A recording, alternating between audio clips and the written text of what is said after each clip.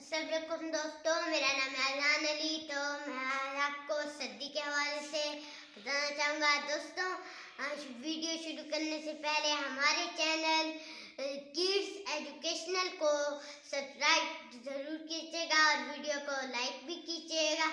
दोस्तों, अक्सर मैं देखता हूँ कुछ लोगों के बच्चे बाहर खेल रहे होते हैं, घूम रहे होते हैं, ना उन्होंने बंद शूज़ पहने होते हैं, ना सॉक्स, ना स्वेटर, ना कोट और ना ही कैप। तो दोस्तों, कुछ बच्चे ऐसे भी होते हैं जो ऐसे रोते रहते हैं, कहते हैं हमने नहीं पहननी, और आप उनकी रोने की परवाह ना क्या करें, क्योंकि फिर फायदा भी उन्हीं का होता है।